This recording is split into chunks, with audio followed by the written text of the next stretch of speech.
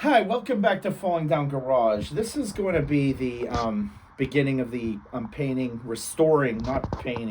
restoring the exterior of my house series. We'll be doing this on and off probably for more than a year, maybe up to two, depending on how crazy I get with it. So we're going to bring you back to 2022. In 2022, I power washed the house because I bought it in 2016, and around 2018, the house started peeling because I had to paint the cell house. So they slapped expensive paint without prepping, and it failed. Uh, so I power washed the house, and then I didn't do anything. And then I finally started picking it up where I started prepping it. I start with something called the Diamabrush, and it hooks up to an angle grinder, and I hooked up vacuum hoses to it. It's effective but destructive. You'll see other methods I use in these videos. I did what I chose to do. I did it at my own risk, and I highly advise you to not do anything that you see in this series of videos because it's oftentimes dangerous. The way I am with ladders, I can be very lackadaisical, very blasé about my safety. I used to work on ladders all the time. As a roofer, I've never been that good on ladders, but there's things that I do where I'm comfortable doing them, but I'm not comfortable with you doing them. So, just view it as educational, but I accept no responsibility for anything that you do. I have a lot of fun doing these videos. It's hard work, it's repetitive. It'll test your endurance, it'll test your patience, but there's nothing like restoring an old house. It gives you a level of satisfaction that the only thing I can equate it to is I saw this Jeep covered with mud at the Turnpike exit, and it said "built, not bought," and that really kind of summarizes the pleasure you get in restoring an old house. I did it once before. I swore I would never do it again, but I got divorced and ended up in another old house. What do you want? So I'm gonna bring you along with me. There'll be some occasional time, jumps in time where I put the house down because of work, and then I pick it back up. I've been pretty consistently dedicated to it the last half of 2024, and I intend to continue that way until I'm done. So we're gonna start with the exterior. In this first video, you'll see I'm prepping in this video because I figured out that the way the wires came from the pole to the house were obstructing my ladder sets. So I hurry up to paint the one section of the house so that they can move the service to the corner so that I can put a ladder up on the left, which is behind me, or at the front without worrying about getting electrocuted. So we'll be back right after this. Thanks. All right, in this portrait picture here, you're going to see the carnage after power washing.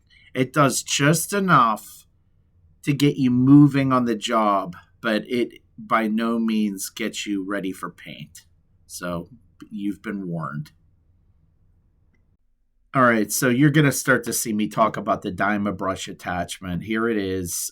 It hooks up to, there's this shroud that covers it that you want to use with the tool. It hooks up to an angle grinder, and you most definitely want to hook it up to a vacuum and have a HEPA bag inside the vacuum cleaner to catch any of the chips, which very well might have lead paint you want to drop out. It's a very messy process. It's violent. It's tiring, and you have to maintain very strict discipline with how you have to hold the tool on the facet of the siding correctly. It has to be flush. You can't press too hard. You can't hold it at an angle or it will dig. You have to wear PPE, personal protective equipment. So eye protection, hearing protection, a respirator. heavy clothing, gloves. It's a lot, but it does work. But it doesn't get into corners or, tight edges. But I absolutely, became a fan of it, and I have a bunch of the replacement heads to this day. All right, so what you see here is a different project. It's me getting ready to paint my house. The previous owner did a paint to sell, so they didn't do any prep, even though they used top shelf paint. So with the millage involved, it just pulled the old layers off, and you can see that this wood's very old, and some of that's glaze from power washing. So what I did was I power washed the house off to get the heavy stuff off, and then I'm going to scrape, and then I'm going to mechanically abrade with a special tool sold on Amazon. I'm still trying to figure out whether I like it or not. It does put swirl marks on, sorry for the noise. It does put swirl marks on the wood, but with sanding and priming, it won't leave any residual issues. This is replaced siding, so I'm just knocking down any stupid drips or whatever the previous air quote painters put on. And I'm going to paint over it. I'm having the electrical service moved from there where it comes across the house and it gets in the way, inhibits your ability to set a ladder on the house. I'm going to have it moved to the corner, brought down, so I have to get ahead of the electrician. And some of this is a pain. I still have landlines, but they tie into my water meter. I have to decide what the heck I'm going to do with that. And I have to hand scrape the bottom edges of all the siding. This house is zoned residential, commercial, historic, and I do have a history degree. It has stuff that needs to come off. This brick molding's not appropriate. This is the correct trim, although it's doubled up, and they call it packing out the window. These are wood windows, but they're replacement. I wish I had the originals, but there's only so much a guy can do when he has a day job. So, and on this paint job, I'm really not going to do the trim if I can help it. I'll kick the can on that till a later date, unless it's problematic, and that's okay. This is an addition. It has all new siding on it, so I just had to scrape the ivy or whatever the heck that was. It's a lot of work. I'll probably never release this. This is the tool that takes the paint off, and this is in lieu of burning it, which can set your house on fire and is no longer legal. With a torch, heat guns, you can't do it. It takes too long. And lye-based chemicals are wonderful, but they take way too long, and I don't really think they work that well. They have to stay wet and warm, which is kind of an oxymoron. This dust shield works. It really works well, but again, my grinder wasn't up to it. So this grinder's, probably 15 years old, so it doesn't really owe me anything. But I have to replace the grinder it sits on. It might just need new brushes, but I don't know. It doesn't matter to me right now. So the first tool we're going to start with is the traditional triangle painter scraper. And it's really good for digging out old caulk on siding. See how the fasteners are loose here. I have a lot of work to get the undersides because the paint strippers are only going to attack the flat surfaces. So you get in there, I already did this, you knock out all the loose stuff, see how the caulk's in there, and that's a huge problem on these old houses, and it just starts to fall into the wall pocket or fall into your drop cloths, and it's never a perfect situation.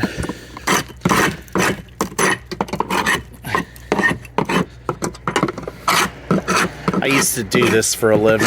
It was a hard time of my life. Didn't make any money. I learned that I don't want to do this for a living anymore. But I was really good at it. Really, really good at it.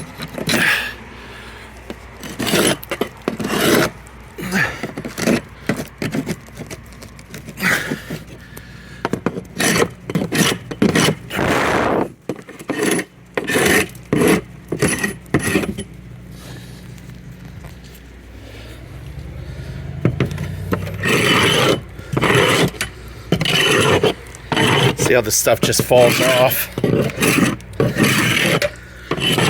You could sharpen this with a whetstone. There's cheap versions available from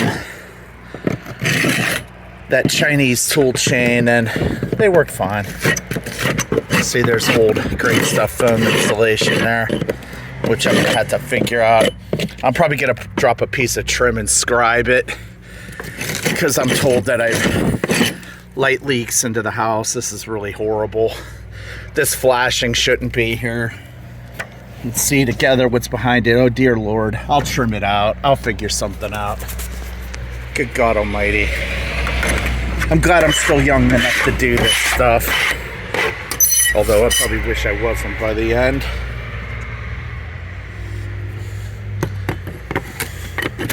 See how the siding is just loosey-goosey everywhere.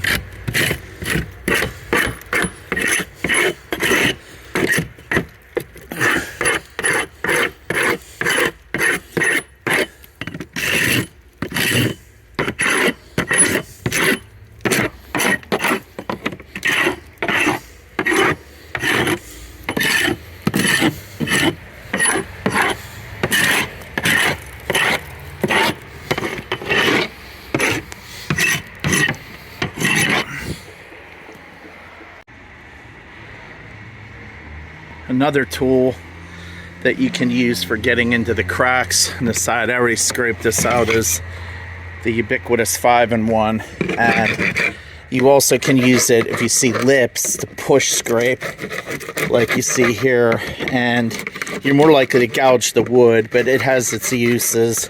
It is not an effective scraper though throughout, and neither of these methods are really good enough for my purpose, but I am showing you what you can do. This is a classic painter's tool. It has an edge beveled into it, which you can sharpen. This is to clean a roller. This is to scrape putty. I forget. If they have the full tang construction on the end there, you can see this thing's beaten. You can use it to tap in nails. But it wouldn't be adequate to do what I have to do here. You can see this thing's loose. This is an old cut nail. This house is over 100 years old. I can pull it right out, practically. There we go. Oh God, I'm used to work. Look at that thing. A blacksmith made that. Kind of funny. So, and you can see if you go uphill on this house, the gaps are really big. And I don't know what I'm going to do about that. It's really not good enough. Okay, you can see I'm wearing eye protection, head protection, mask, long sleeves, knee pads. This is, and gloves. This is the real deal. Stuff's a nightmare. So, looks like my camera doesn't want to focus. Great.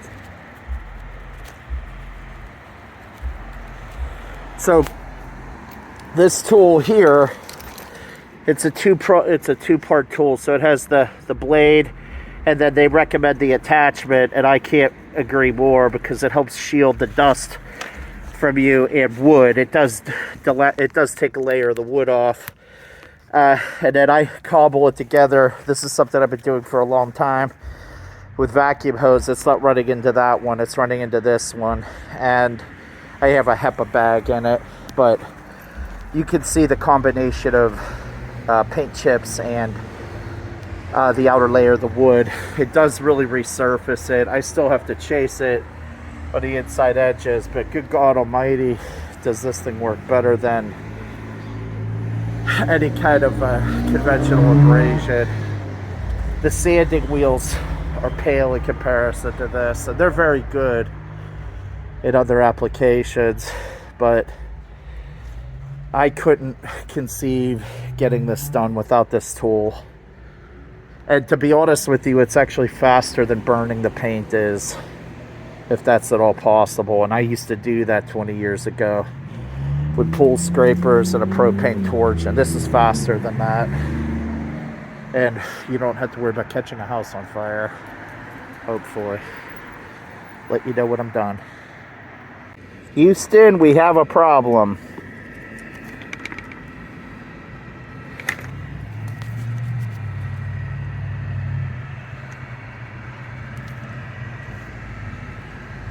So I wasn't able to get a square done with this tool before it gave up the ghost. And it was $65, I believe. All right, our next trick is gonna be going old school. This is actually a floor scraper. And it's probably as old as I am, darn near. We'll see how this works. It's really almost impossible to sharpen it, but I want to see if I could get my money back or get some free ones from the manufacturer. So let's see how this works. So this is scraping with a combination of Warner type blades or the Lowe's version. I get them mixed up. They're Swedish. Sandvik is Home Depot. Warner is Lowe's, at least it was when I bought them. And they're pretty good at knocking anything that you can get off by hand. And then I'm switching because of the problems with the, I forget what, diamonds and the nail. Right here, I was frustrated with the Diamabrush. The fatal flaw of them, they're very fragile. They work great, but they're fragile. And it works well, but it's just slow. But it could get me through the job. I'll just hate life. I'm hating life right now, so. All right, I'm gonna resume working on this. Still have to buy the camera. Going to start there and work my way up and over, kind of in a triangle to get ahead of the electrician. I have 3 Mondays to get ahead of him, 17 days. It's a Friday evening, April 8th. So this is the part of the job where I realized what I was up against. The siding wasn't all going to survive the prep.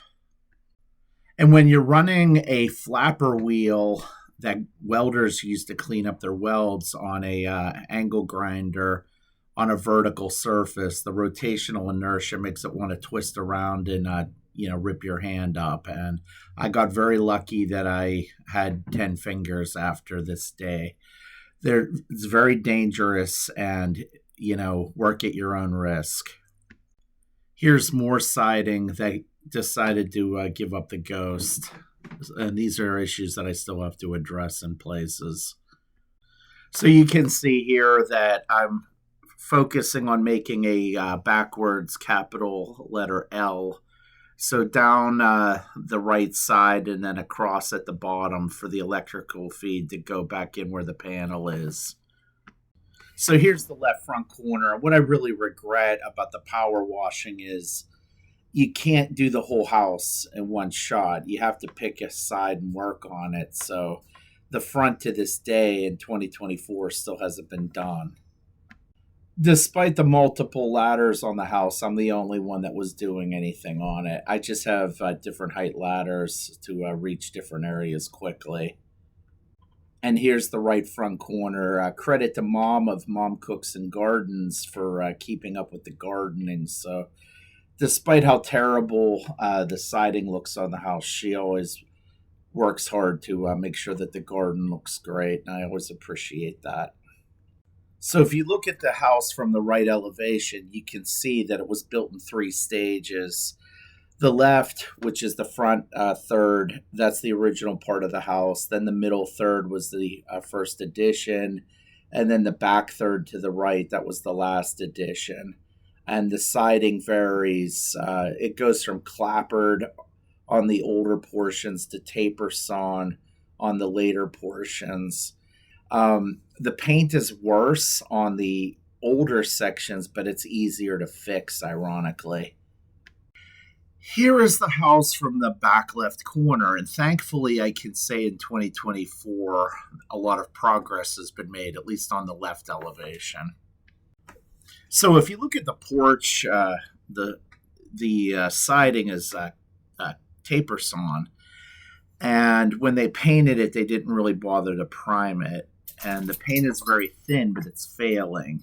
And fast forward to the end of 2024, I did some experiments with it. And what I found is that the floor scrapers intended to prep for floor refinishing with like clear coatings that are very thin in millage are actually more effective than the heavy duty scrapers that I've been using the majority of the time to get chips off. So it's never a one size fits all process. And also, using some methods that I show in later videos weren't very effective on that type. So it's very important to be flexible, open minded, and to pay attention to what you're dealing with, because what works in one situation just won't work in another.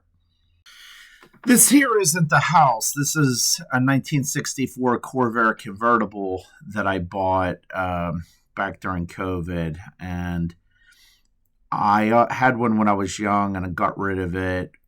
And it always haunted me. And getting this Corvair kind of got rid of that feeling. And I tinker with it.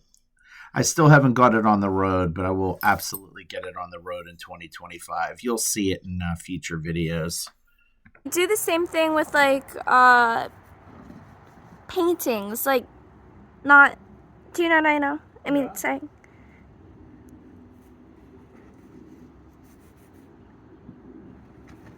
Let me know when it's action. It's been action. Okay, so I'm doing this because we're putting new feet in, so for safety, so I can paint the gable in. So I'm painting out of order here. So I used special scrapers that I bought online that hook up to angle grinders to blast the paint out of their wood. And I have a long dry reel on here from Sherwin-Williams. And now I'm painting over it with duration from them. It'll be 2 coats of eggshell for better cleanability versus flat that was on here before. It's an historic color. It's just a cream. And you brush from the dry back into the wet. Long strokes. Trust the paint. Roger always used to say to trust the paint. Roger was my mentor back when I was younger. Yeah, I know.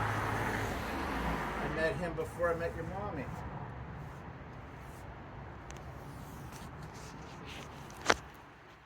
Now, it's okay to get this trim's going to be white, but you can always paint over it. Yeah. And you use your caulk last, not first. So, all these holes and everything, I'll decide what I'm going to do with it later. I do want it to be able to breathe. If you completely seal up the bottoms, then the paint will blister faster. This house isn't sealed up like a modern house, so you have to let the paint breathe. Yeah, I was wondering why you didn't paint the cracks. Well, the cracks are a different story. No, not the spaces. Yeah. That's what I meant. So you see how I'm alternating to get around my ladder? You do as much as you can from each ladder set, whether you're inside or out. It speeds up what you're trying to accomplish.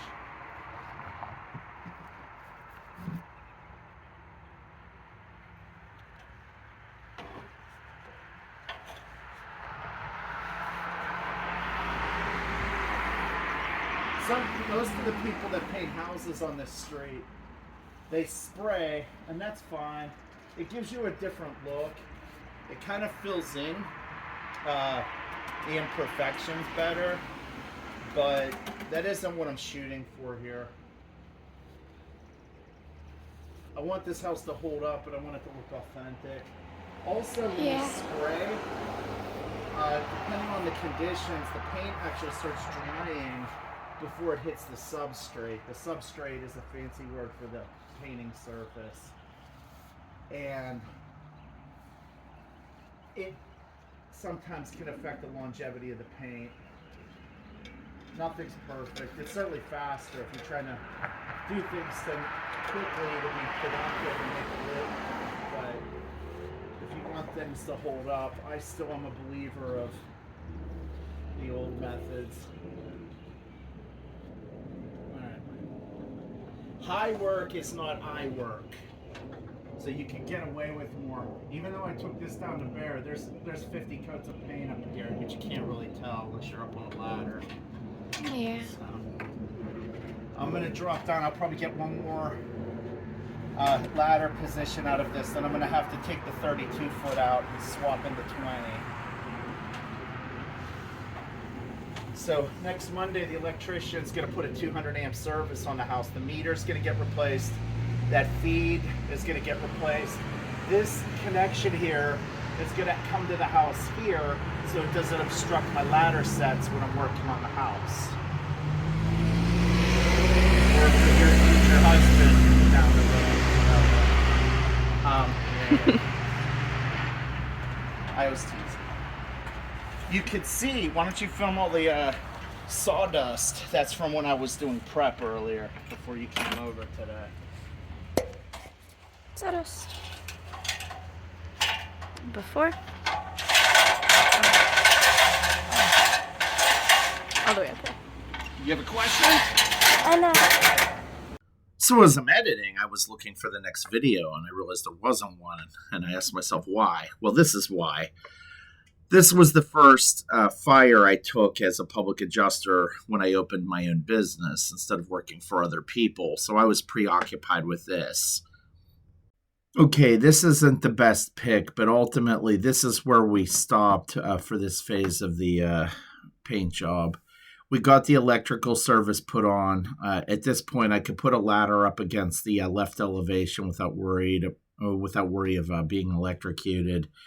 But I made a huge mistake, which I went for the rest of the year and never did another thing on the exterior because I was just focused on my job.